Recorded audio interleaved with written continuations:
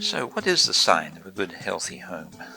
We're designing these places to give you a very good head start as a homeowner. We have, for example, what we call energy recovery ventilation. It's not just energy recovery, which means that we're taking the heat from the outgoing warm air and passing it over to the incoming cold air. And that means we're saving energy, but it also means we're bringing in fresh air. And so having a powered ventilation system that's powering not just exhaust, as your range hood does, but fresh air supply as well, I would guess that fewer than 2% of houses that are built today would have this device. So our homeowners are already in a situation where their houses are likely to be more healthy than most houses. We have a radon pipe in our houses, so we have the means of preventing radon from seeping in. Periodically, we should check the radon to see how the level. We'll do that at the beginning, and there will be a reading on the record of what the radon level is. And if it's more than a certain amount, we'll put a fan in the attic that will pull that radon into the outdoors, as opposed to letting it seep into the house. We don't have any combustion appliances in the house. That also is going to contribute to a healthier house. There are some decisions that the homeowner can make that will improve the health, but we are starting out providing a very solid base for maintaining a healthy house, probably healthier than almost any house out there. There are habits that people can adopt, which is in terms of their selection of cleaning products and things like that.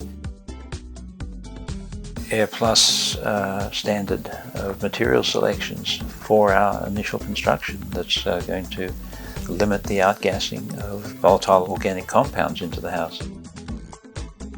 And HRVs are amazing. I mean, what a great technology. You know, it's part of what makes this house possible, just in terms of getting fresh air in, but also just like the efficiencies that you're able to achieve, besides just like dumping out all your warm air and bringing in cold air is great. It is a fantastic technology if you get the right design things in place.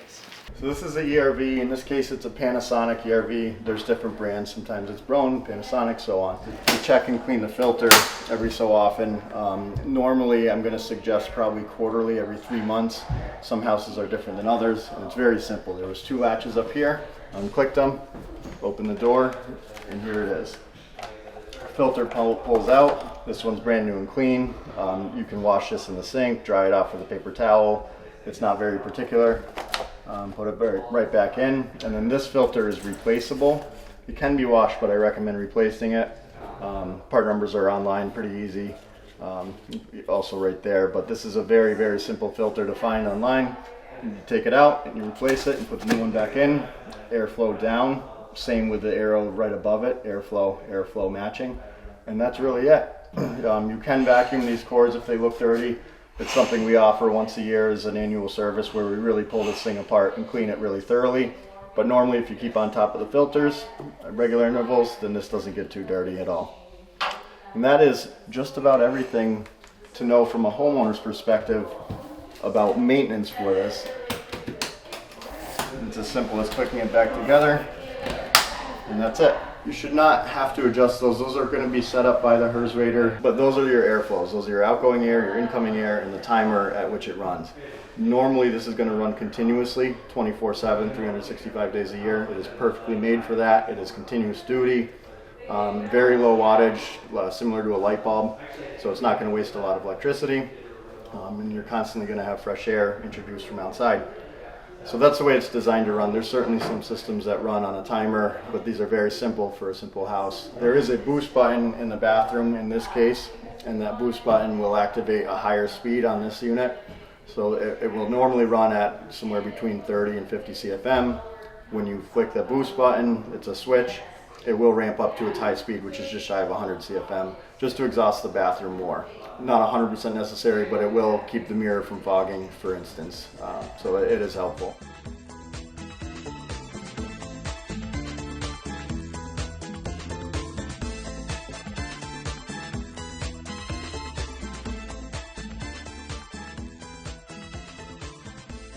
There's a lot of behaviors that contribute to adding moisture to the house. If you cook a lot of pasta all the time, it's good to certainly have the range hood going, and if you can, keep lids on the pots.